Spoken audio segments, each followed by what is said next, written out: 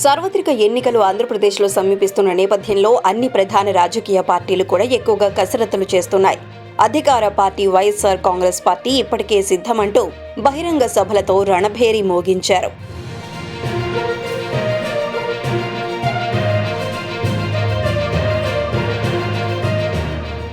ఇటీవల విశాఖపట్నం జిల్లాలో భీమిలి ప్రాంతంలో సీఎం జగన్ ఎన్నికల ప్రచార శంఖారావాన్ని పూరించారు.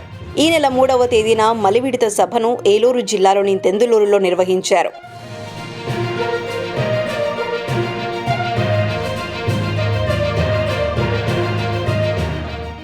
ఐదు విడతల్లో 75 అసెంబ్లీ లోక్సభ స్థానాల అభ్యర్థులను సైతం వైఎస్ఆర్సీపీ పార్టీ ప్రకటించింది.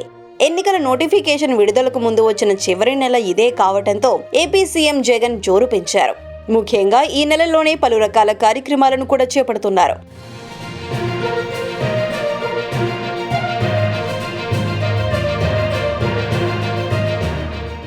ఈ నెల 13వ తేదీన విశాఖపట్నం నుంచి స్పోర్ట్స్ ఈవెంట్ ఆడుదాం ఆంధ్ర ఫైల్ ని కూడా అధికారికంగా లాంచ్ చేయబోతున్నారు. 16వ తేదీన కుప్పంలో పర్యటిస్తూ అక్కడే వైఎస్ఆర్ చేయూత నిధులను కూడా విడుదల చేస్తున్నారు.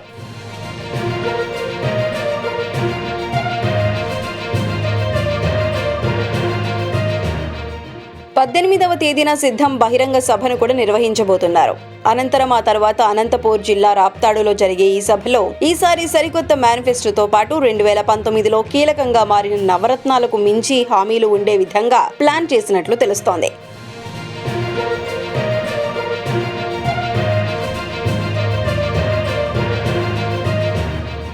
ముఖ్యంగా మహిళలకు, రైతులకు కీలకమైన అంశాలను చర్చించే విధంగా ప్లాన్ చేస్తున్నట్లు తెలుస్తోంది. అనంతరం 21వ తేదీన అన్నమయ్య, రాయచోటి జిల్లాలలో రైతుల ఇన్పుట్ సబ్సిడీని విడుదల చేయబోతున్నారు.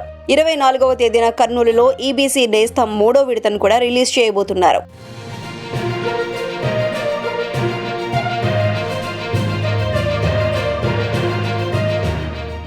27న గుంటూరులో విద్యా దీవెన 4వసారి నిధులను విడుదల చేయబోతున్నారు ఏపీ సీఎం. మార్చి 5న పుట్టపర్తి జిల్లాలో జగనన్న వసతి దీవెన 2వ విడత నిధులను రిలీజ్ చేయబోతున్నారు. అదే నెల 6వ తేదీన మంత్రివర్గ సమావేశాలతో మాట్లాడి ముఖ్యమైన నిర్ణయాలను తీసుకోబోతున్నారు.